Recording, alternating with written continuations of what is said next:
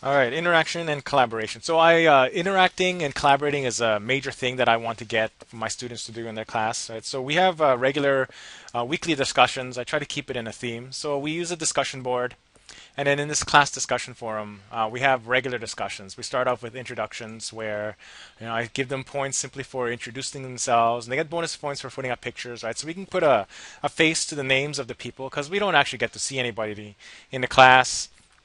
I get them to direct questions to the discussion board. So I actually got this one via email. And then my simple response to her via email was, if you have a question, put it on the discussion board and I'll deal with it there. And then even rather than dealing with it, I actually want people to kind of jump in on themselves, right? So I'll kind of prompt. So I said, can anyone help out? And it actually took about 2 days, 3 days since she posted it before someone actually finally said something. I was actually very, very close to saying one more time, nobody can help out, right? But so Sandra jumped in, and then she did her thing, and then I usually follow that up with some learning. So she got it sort of right, right? So she actually misread one of the questions, and then just kind of let the class take care of these things. And at the beginning, I usually have to prompt them to post things on the discussion board, but eventually they start doing it without me having to ask them. The biggest part or the biggest collaboration in our class comes by a group project, right? So they get assigned to do a group project, and it's this problem-based learning where they play a role, take the role as a DOE educator, oh sorry, a Department of Health communications officer, and then they communicate to the public about a disease, and they work together to produce various things in sequence. First a press release, then a poster or a presentation, and then a poster about a disease that they have to educate. And it's all collaborative work. And this semester we're using Google Docs. And when they submit their work, I want them to submit their work via the discussion board, and then they just share their link, and in this way now the whole class can see what they're doing, and everyone can see what everyone else is doing.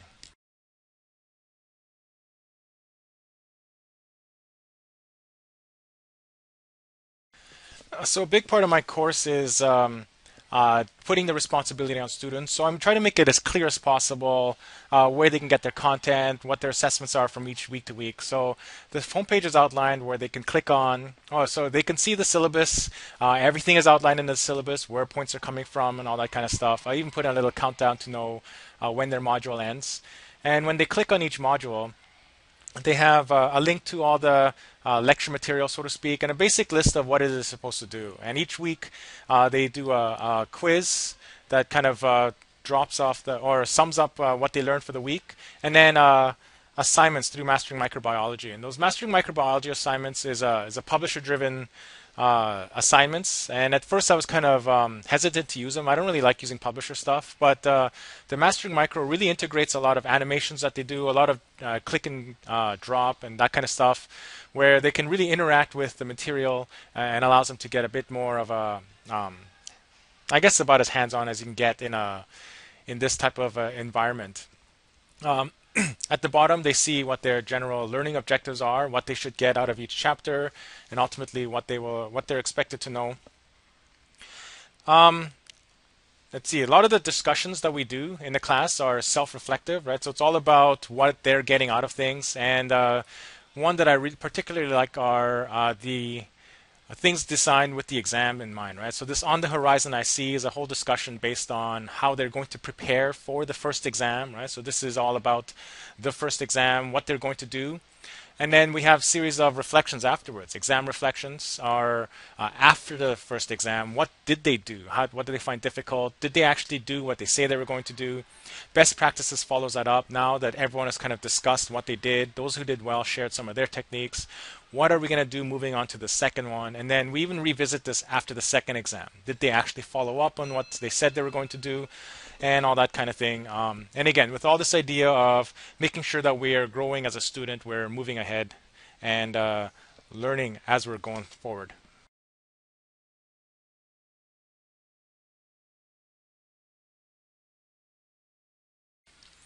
So the way I set up my course design is to try to make it as streamlined as possible. Right? So our homepage, the page that they see when they log in, is also our schedule. Right? So simply by logging in, they can see what they're doing, not just today, but what they're going to do next week and the week after, when certain things are due. And I put this little countdown timer here, so then they know we got 10 hours left until the end of Module 9. So they have this constant reminder of when things are due. I try to make it as straightforward as possible, right? Just by clicking on the modules, they have access to everything that they need for that week, with their lectures, with their animations, with all their basic learning, and then each week we access our quizzes and our discussions. So I have these unannounced discussions that they should be doing every week, right? But it pretty much comes once a week, right? And I kind of remind them that they should always be checking the discussion board to keep on top of these discussions. Um, Yeah, so that's as far as the design. Again, I try to keep it minimalistic, yet very straightforward. Contact information is right there. I added the mail tool this semester. They used to send things via the private messages, which I didn't mind, but I realized I couldn't reply that way. So with the mail tool now, they can email me directly, or they can just click on my email link, and keep everything nice and, again, streamlined as possible. I don't like to have too much clutter in my class. I don't want to be too, what's that word? I don't want to overstimulate the students, right? They should just come in there. They should know where they need to go to do their things each and every week and know what is expected of them.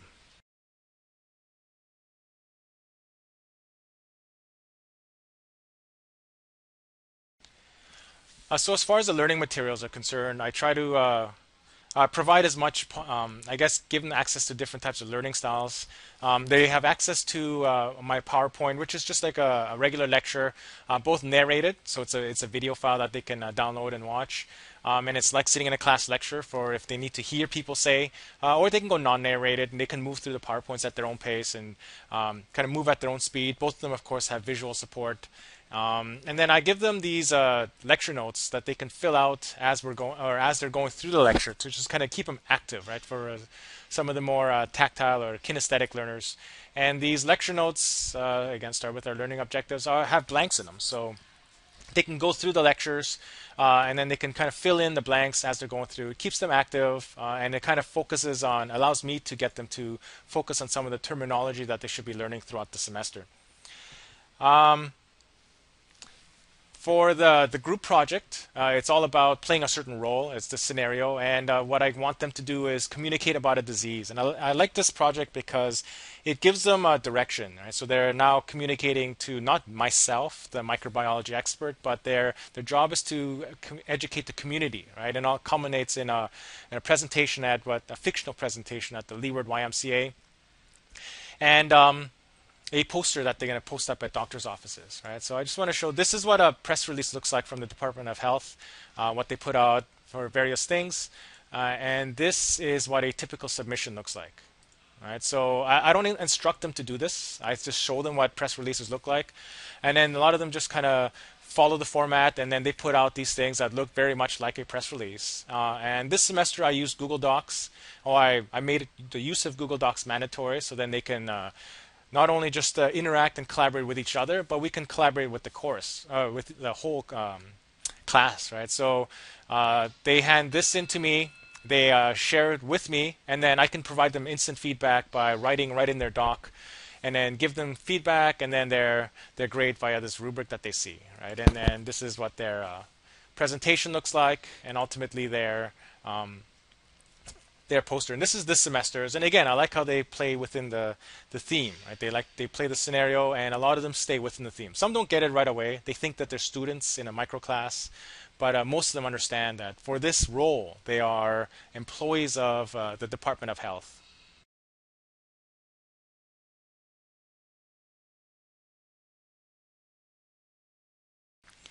Learner support is very important to me. I think a lot of the online students kind of feel like they are distant from the class, which I totally understand because we don't get to interact like I do with my face-to-face students. So I feel like it's my responsibility to make sure that I respond as soon as possible to any email, and also make myself available in as many ways as possible. They have the basic contact information they need to see me over here, right? So there's my office, my email, and again, I try to turn around emails as soon as I get them. And I'm on my iPhone, so I'm pretty much married to my email. I have Skype support, right? So clearly they can see whenever I'm on, and I'm on right now. I'm not even in my office, but I'm on through my iPhone, and I've had various Skype conversations just on the go, through my iPhone. So they can always ask me some quick questions if they need to, or some longer questions via email and whatnot. A lot of the beginning of the course is just not understanding the tools. So I created a series of videos that I call my Laulima help topics. Just basic things: how to put up a profile picture, how to check your discussion board, and for each one, I give them little things that I like them to know, like how to really quickly check your discussion board, so they know what the newest topics are, how to stay on top of things, how to look at the gradebook and the announcements and various things, and then how to use our course support program with the Mastering Microbiology. So I try to make sure that they have all the resources they require to succeed in this course, right? So I don't want the technology to be the issue if they're not unable to do anything. And for Google Docs or for our group project, I made a separate video for Google Docs that I put up in the discussion board that shows them how to use Google Docs, how to share, and how to collaborate with each other. It's this live real-time demo where I'm on Google Docs on two separate computers talking to myself, so they can kind of see the power of it. And this semester, I added this thing called Kiku Text, which is this program that allows me to send announcements to their text phones or their via text message to their cell phones. And it's kind of experimental right now, but I have about 7 students who signed up for it. So whenever I send out an announcement, I also send out a very quick text message just to remind them that there's an announcement, because some students they get their text instantly and they don't check their email all the time. Right, so I always try to stay on top, make sure that everyone's informed, and try to make sure that I care about them as much as I care about all my other students.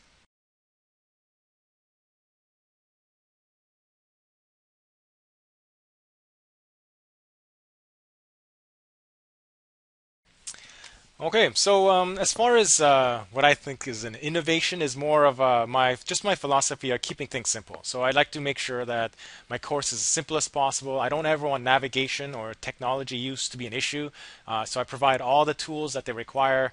I go with the WYSIWYG philosophy. What you see is what you get, right? So just by logging in here, even without reading the syllabus, even without doing anything, you can kind of already understand what it is you should be doing and where to find some of the various tools. And of course, I communicate as soon as possible to just kind of fill in various other things. I think the group project with the scenario is something that's important, vital in my course, and I think a lot of my students represent it now. Not represent, really enjoy it. So I guess now at this point I'm going to toot my own horn, and these are comments from last semester, and just want to show some of it kind of helps validate some of the things that I do. So a lot of them they appreciate the fact that they have the PowerPoint and the fill in the blank notes. I get a lot of comments on the fact that they enjoy filling in their own blanks, because again, it gives them something to do.